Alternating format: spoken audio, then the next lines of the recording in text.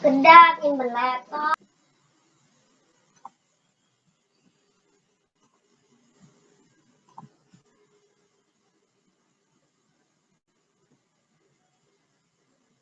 Oke, jadi ini bahan-bahannya ya. Ada alumina, zeolit, bentonit, kemudian di sini ada piridin dan ada juga amonia. Cuma di sini nggak ada amonianya.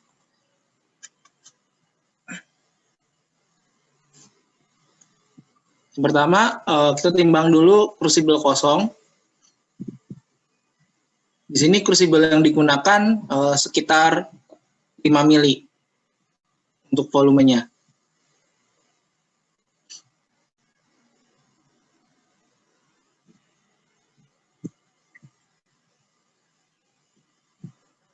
Oke, setelah ditimbang, baru kita timbang si sampelnya.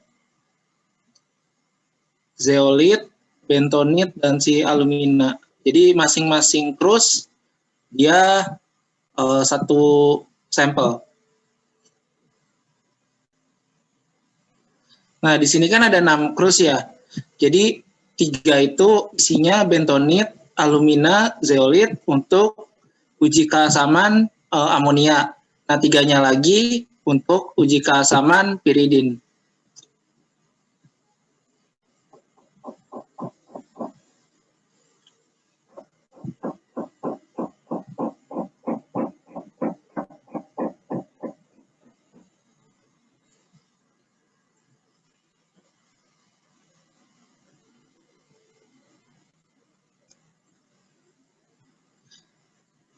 Oke, jadi di sini perhitungannya, penimbangannya, setelah kita menimbang si massa krusnya, kita catat, kemudian kita ter. Jadi di sini menunjukkan masih 0 ya.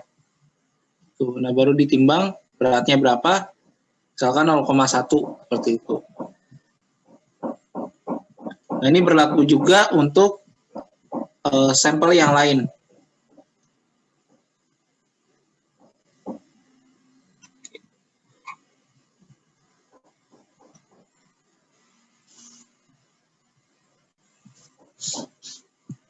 Oke, jadi di sini kita siapkan dulu desikator.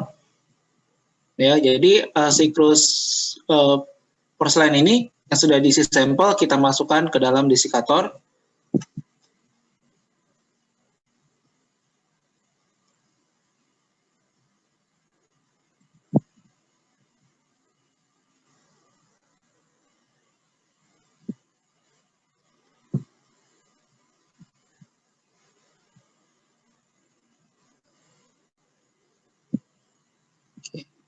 Kemudian kita siapkan si piridin.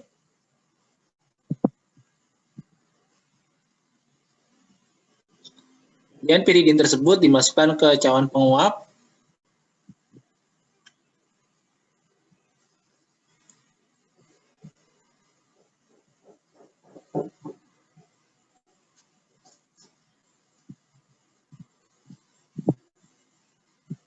Kemudian diletakkan di bagian tengah desikator.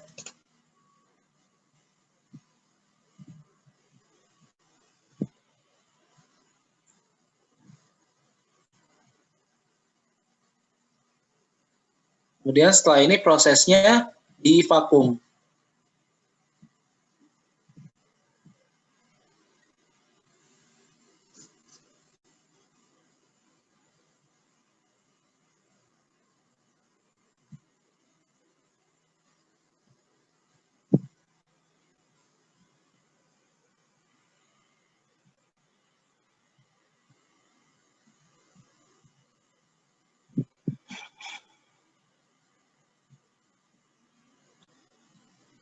Oke, kita lihat ya. Di sini kondisi vakumnya itu dia sudah tidak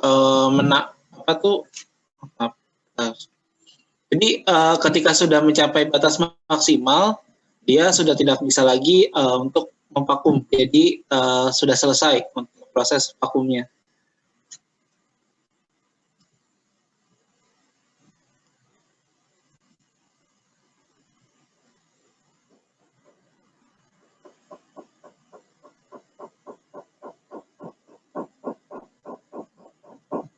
Kalau yang ini untuk uji keasaman amonia.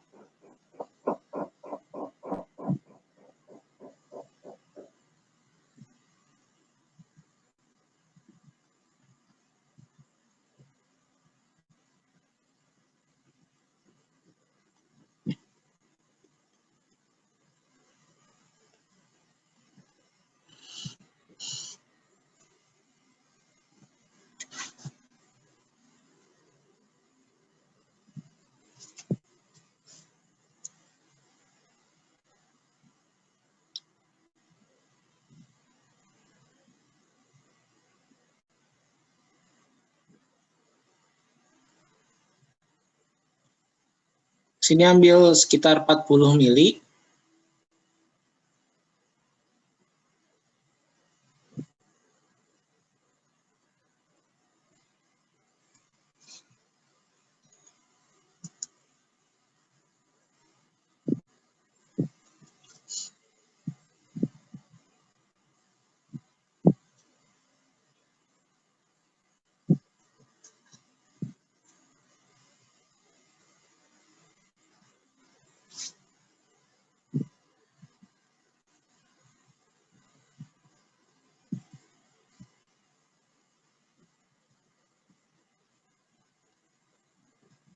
Kemudian dipanaskan.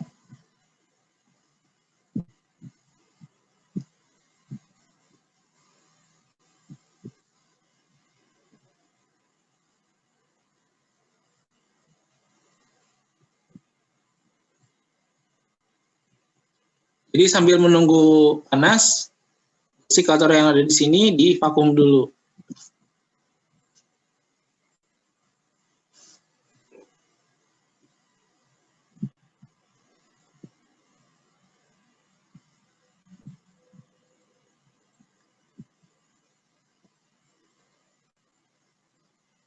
Kemudian selang yang menghubungkan ke si amonia disambungkan.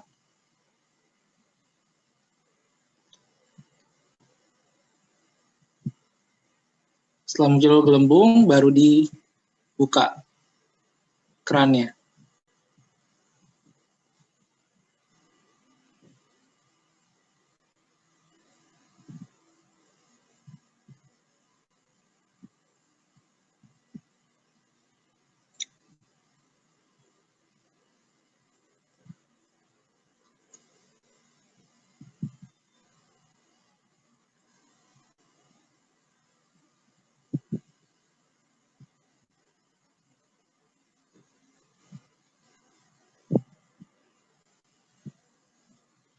Jadi kalau mau kita buka desikatornya, kita harus buka dulu si tutupnya ya.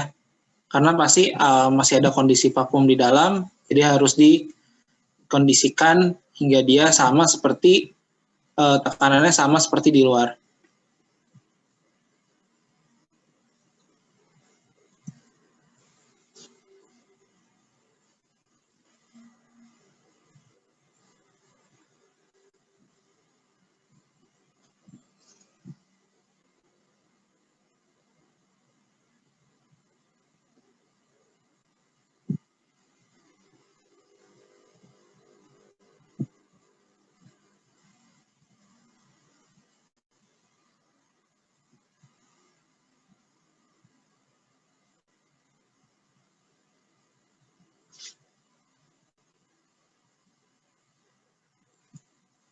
Setelah itu baru ditimbang.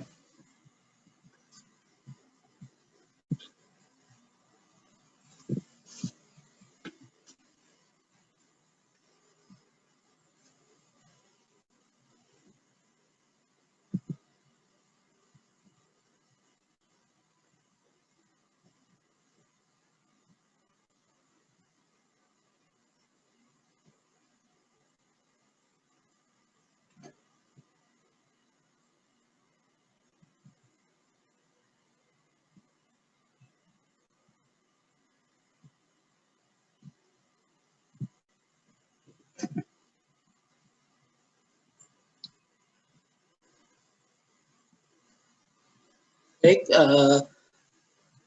kurang lebih cara kerja untuk praktikum kali ini seperti ini ya. Oke, selanjutnya sambil menunggu, di sini masih ada sisa 6 menit. Ada yang mau ditanyakan?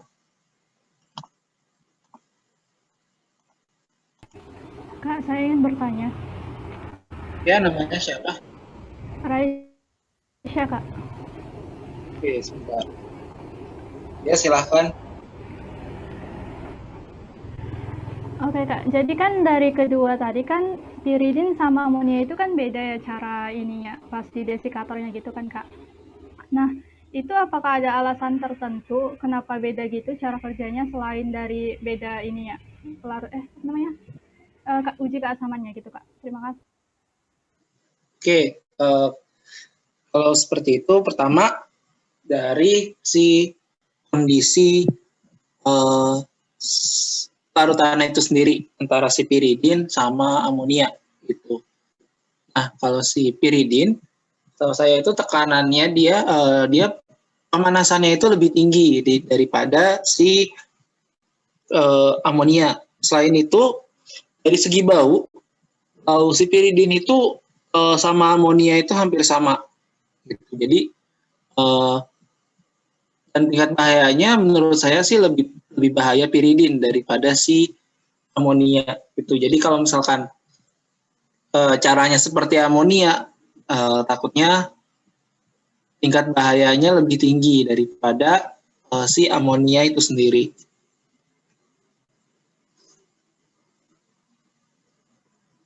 Baik, Kak. Sudah paham. Terima kasih, Kak. Ya, sama-sama. Yang lain ada yang mau bertanya? Saya, Kak. Ya, silahkan. Itu tadi kalau saya tidak salah lihat untuk yang amonia sebelum dibuka tuh kerannya tuh di ini dulu ya, dibuka ya. Itu kenapa ya, Kak? Oke. Jadi pertama kan divakum dulu ya si desikatornya. Nah, setelah kondisinya vakum baru selang dari Erlenmeyer dihubungkan, setelah itu baru dibuka. Nah, jadi prosesnya gas yang berada di Erlenmeyer yang berisi amonia, dia akan berpindah dari Erlenmeyer masuk ke dalam desikator. Nah, perantaranya si selang yang tadi. Nah, seperti itu.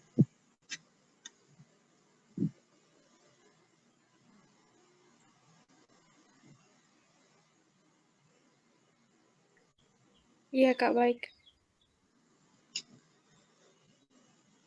Oke, ada lagi? Kak, saya ingin bertanya. Ya. Tadi kan kita megang crucible-nya kan nggak pakai tangan langsung ya, Kak. Itu apakah karena emang zatnya berbahaya banget, apa panas, atau gimana, Kak? Oke. Untuk porselen ya, atau crucible, kan dia sebelum digunakan, dia ditimbang dulu kan.